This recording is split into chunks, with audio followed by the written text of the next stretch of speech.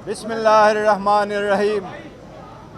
आज supreme court में Peshawar high court के लार्जर बेंच और इलेक्शन कमीशन के 1 मार्च के ऑर्डर के ख़िलाफ़ सुन्नी इत्तेहाद कौंसिल की 2 पिटीशनें पेंडिंग थी और इसमें एक तीसरी पिटीशन हमारी president women wing Pakistan Kaul Shahzeb साहिबा की भी पिटीशन पेंडिंग थी।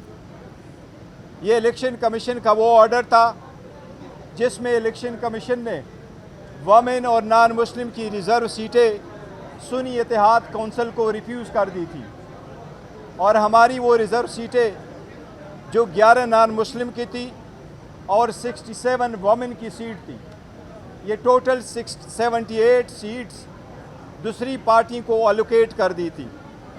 इलेक्शन कमीशन के उस ऑर्डर को 1 मार्च के ऑर्डर को 13 मार्च और 14 मार्च को पेशावर हाई कोर्ट के लार्जर बेंच ने अपहोल्ड कर दिया था। इस एंटायर प्रोसेस में हम हमेशा यही कहते रहे कि हमारे साथ गैर आईनी और गैर कानूनी सलूक हुआ है और इलेक्शन कमीशन का ऑर्डर गैर आईनी था और लॉ में सस्टेनेबल नहीं था। हम थ्रू आउट ये कहते रहे कि किसी भी पॉलिटिकल पार्टी को आईन के मुताबिक उसकी जीती हुई सीटों से ज़्यादा सीटें नहीं मिल सकती।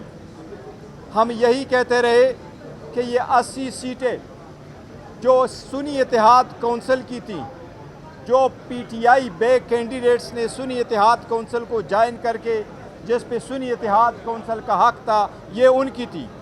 लेकिन इलेक्शन कमीशन ने 4 मार्च को ये सारे सीटें दूसरी पार्टी को एलोकेट कर दी थी, वो नेशनल असम्बली में भी और तीनों प्रोविंशियल असम्बली में भी, सिंध, पंजाब और केपीके असम्बलीज़ में। पंजाब, सिंध और नेशनल असम्बली में वमेन और नॉन मुस्लिम ने ओथ उठाया था, जबकि हमारा यही स्टैंड था कि सुप्रीम कोर्ट फैसला करने दे। इसी वजह से केपीके में रिज़र्व सीटों पे वोट नहीं लिया गया था। आज अल्हम्दुलिल्लाह सुप्रीम कोर्ट ने लीव ग्रांट कर दी है।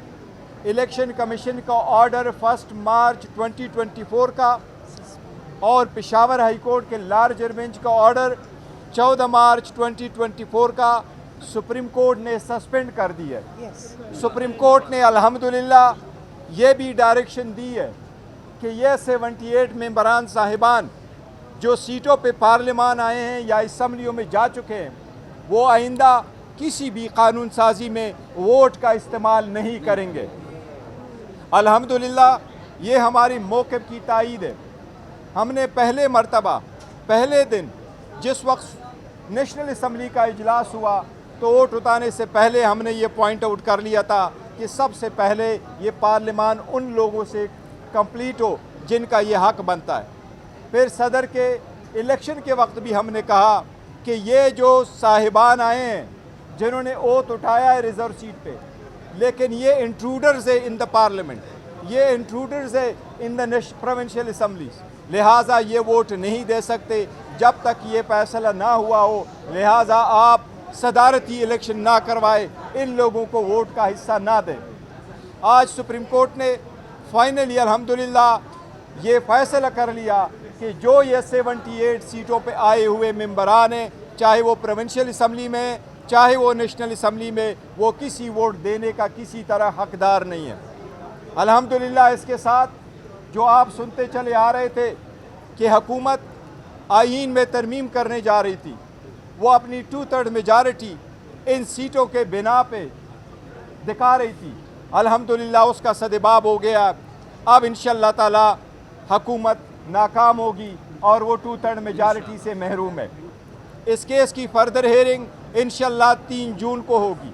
हम पहले दिन से ये कहते चले आ रहे थे और सुप्रीम कोर्ट से इस्तदा किए आ रहे थे कि इवन हमने जो पिटीशन फॉर्म 45 पे फाइल की है कि वो लोग जो इलेक्शन हार चुके थे कानून और आईन के मुताबिक, प्रिजाइडिंग अफसरान ने उनके जैसे वोट काउंट किए थे, रिटर्निंग अफसरान ने आईन और कानून के मुताबिक जो आपने टैली की थी उसके मुताबिक अगर आप जमा कर लेते तो पाकिस्तान तहरीक इंसाफ की नेशनल असम्बली में 180 सीटें हैं, इंशाल्लाह ये 180 सीटें हमें मिलेगी अगर सुप्रीम कोर्ट ने उस पिटीशन को उठाया, जिस तरीके से हमारे ये मौक़िफ़ एक्सेप्ट कर लिया। हमें अदलिया से एतमाद है, अदलिया पे एहतराम है। हम उनसे दरख्वास्त करते हैं कि बाकी भी केसेस ऐसे उठाए।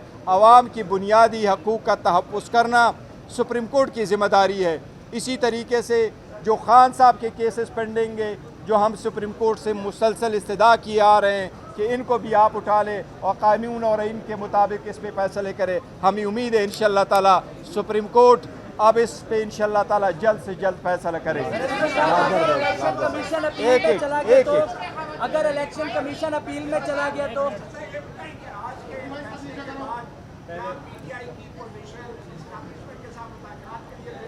देखिए, जहाँ तक मुज़ाकरात का ताल्लुक़ है वो हम आपको बता चुके, एक बार फिर अफर्म करते एज़ वी स्पीक हमारी किसी के साथ कोई मुज़ाकरात नहीं हो रही। और हमने कहा है कि अगर मुज़ाकरात हुई, किस पॉइंट पे हुई, कब हुई, किसके साथ हुई, वो हम आपको ज़रूर बताएंगे। इस फैसले का मुज़ाकरात से कोई ताल्लुक़ नहीं। ये आईनी नुक्ता था आर्टिकल 51 का और आर्टिकल 106 का, और वोट का एक बुनियादी हक़ जो हमें मिलना था उसका एक ज़रूरी था। अल्हम्दुलिल्लाह आज सुप्रीम कोर्ट ने कर दिया। इंशाअल्लाह ताला ये फाइनल भी फैसला होगा तो हमारे हक़ में होगा। अगर इलेक्शन कमीशन अपील में चला गया तो फिर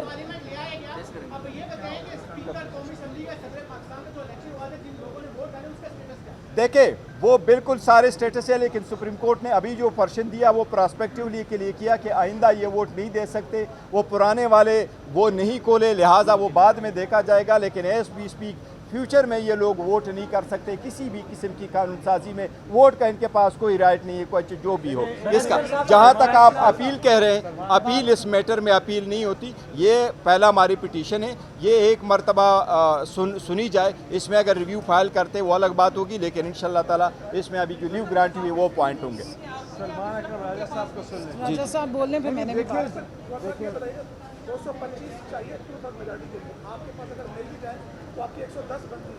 अगर वो सारे निकल आईनी तरमीम नहीं, देखो हम कह रहे हैं अब उनके पास आईनी तरमीम के लिए 2/3 मेजॉरिटी मौजूद नहीं है। अगर पहले वो हमारी सीटें ले लेते तो उनके पास अदरवाइज आ जाती। अभी हमारे पास ये सीटें आनी है, या फॉर द टाइम बिंग वो लोग अपने वोट कास्ट करने से रुक गए, लिहाजा उनके पास वो राइट नहीं रहा। जी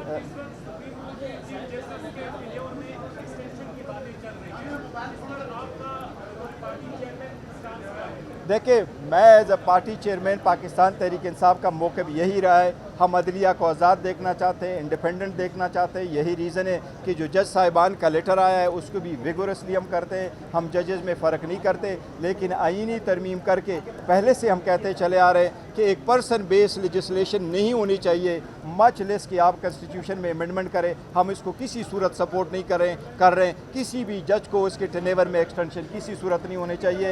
जो आर्टिकल 175A जो 18वीं तरमीम करके ये फैसले हो चुके थे, और उसके बाद 21वीं तरमीम, ये मैटर अब वो नहीं होना चाहिए, टच नहीं होना चाहिए। हमारा मौक़िफ़ है। सलमान अकरम राजा साहब बोलने